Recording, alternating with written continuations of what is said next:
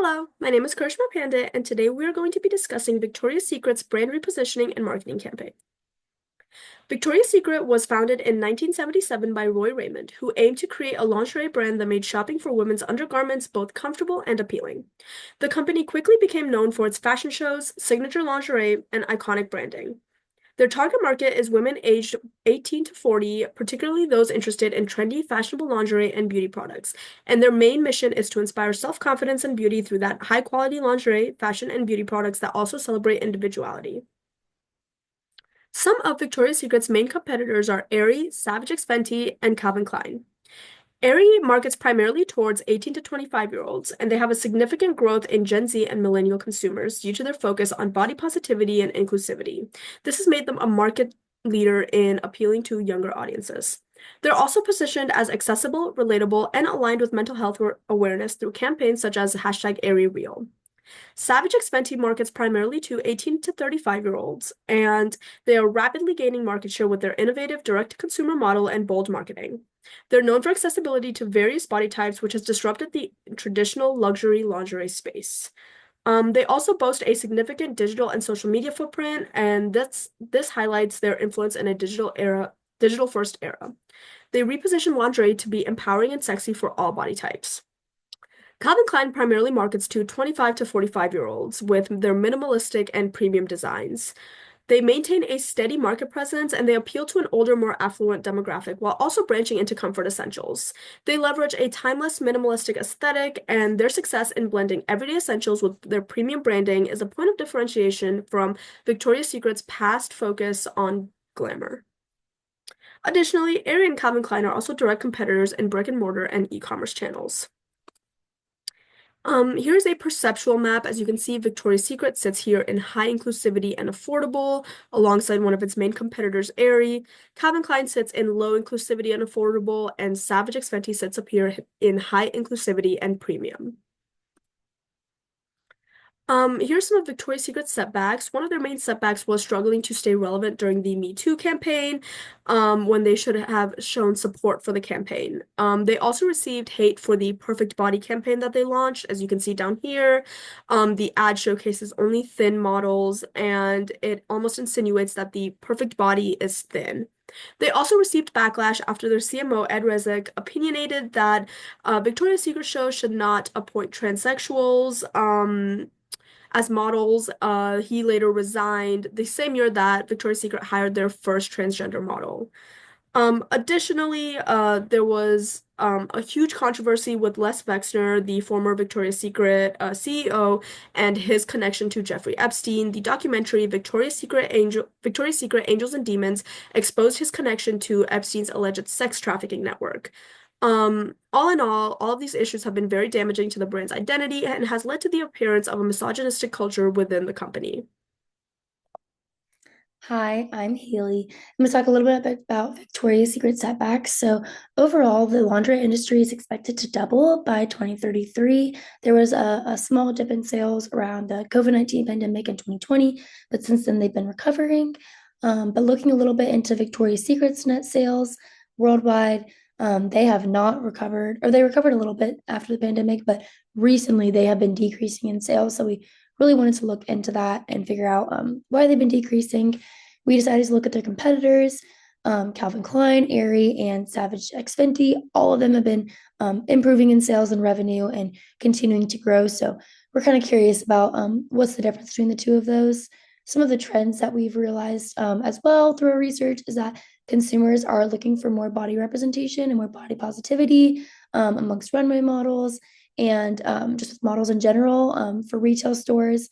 And additionally, bras are the largest segment of the lingerie market right now, with over 50% in sales. So we're curious why Victoria's Secret hasn't been able to match this.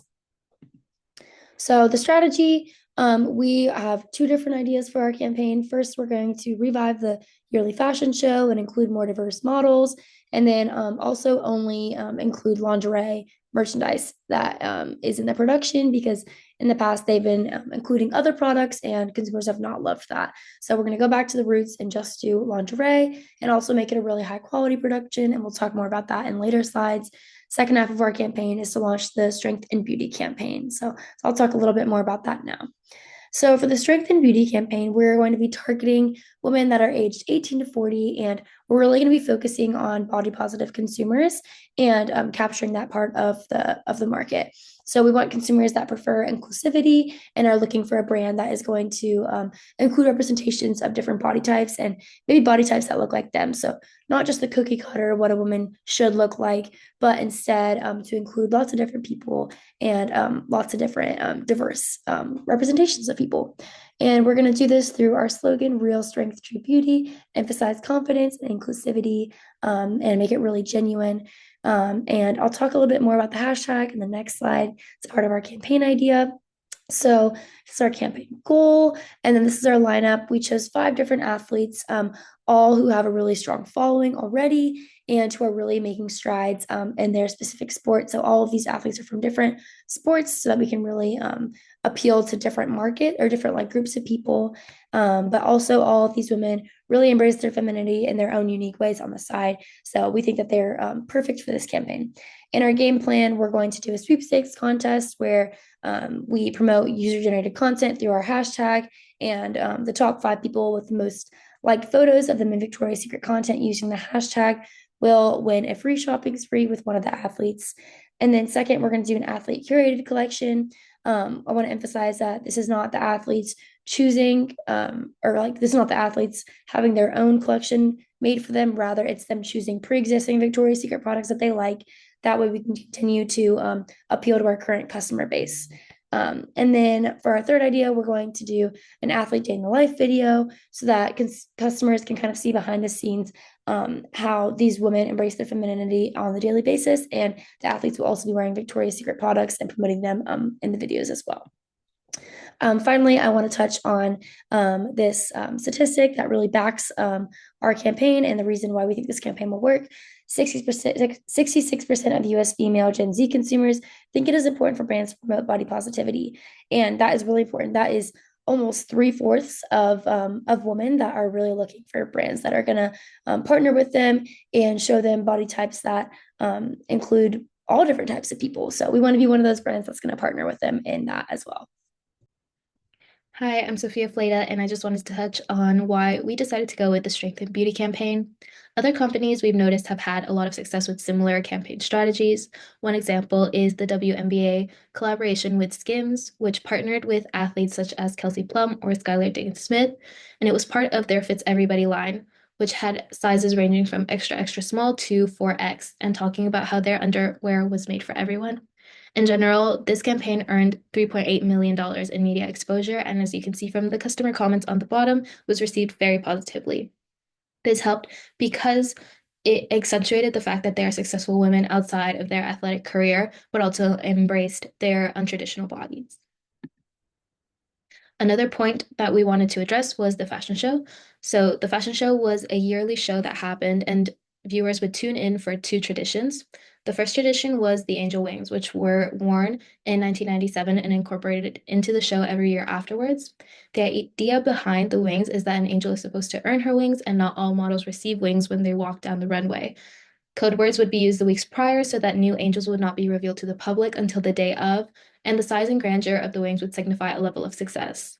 Similarly, the fantasy bra was another tradition that was incorporated into the show in 2001, and it changes every year. Typically, one bra would be adorned with $1 million of gemstones and auctioned off in the holiday sale after the show or dismantled, and would be worn by the most popular supermodel of the year. So both of these things were engagement factors for consumers who would tune in to try and guess who would finally earn her wings or what the supermodel would be wearing for the fantasy bra and how much it would be valued at. The fashion show went on for many years, but eventually stopped for a 6-year hiatus until 2024 due to a lot of controversies, predominantly the CMO saying he would never hire a plus-size model or let a trans model walk his runway. Recently, in October 15th of this year, the revival show featured Alex Consani, which is an openly trans model, as well as Ashley Graham, a top-size plus model, and it was received very well by the public. However, in general, fans were a little bit disappointed because the iconic show was not up to par with quality or the styling that they were used. too. So our proposed strategy for the fashion show specifically is to maintain the high quality and production value, as well as the traditions, to keep users engaged with the fashion show, but include diverse top models both in races and sizing, as well as limit the show to just lingerie pieces and feature no athleisure. So to review, we want to help Victoria's Secret by emphasizing how the brand wants to bring confidence and inclusivity without feeling forced or inauthentic. Additionally, promote engagement through the Strength and Beauty campaign by featuring female athletes that enhance confidence and positive brand perceptions. And we want to revamp the fashion show to get people excited and engaging with the brand in a more positive light.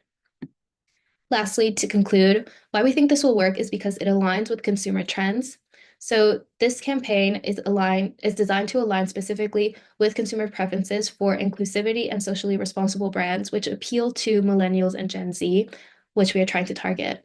Additionally, we feel that the effectiveness of athlete-centric campaigns has been on the rise, as you can see from specifically the WNBA collaboration, but also Athleta's Power of She, or even the Tate McRae collaboration for the holidays with Skims. We specifically feel that all these athletes have very positive brand perceptions in the media, but they have all decided to align themselves with the more elegant and luxurious level that Victoria's Secret is also known for. More importantly, we feel that they have all redefined beauty and femininity in the public for themselves, and we feel that their redefinition of beauty and femininity aligns exactly with what Victoria's Secret is now trying to promote. Additionally, outside of their sport, they have all promoted their femininity and self-love. For example, Alona Meyer was in Dancing with the Stars, and her and Coco Gauff both had individual Vogue spreads, and Chloe Kim has featured herself as a social media personality of being just a girl. We feel that the diverse races and body shapes being embraced by the most successful women that feel feminine and sexy in their own bodies would be a good way to start to reposition the messaging of Victoria's Secret. And our goals for this campaign is to meet the consumer demands of having confidence in enhancing products in the lingerie market, but ultimately to improve the brand perception of messaging and the authenticity that the brand is seen with by consumers, as well as drive product engagement and boost sales. We feel that by tailoring our approach this way, it'll lay down a foundation for long-term brand loyalty, because we are demonstrating that Victoria's Secret has been able to evolve with the cultural shift and as well as evolve to meet the consumer expectations. And these are a couple sources that we used for this project. Thank you.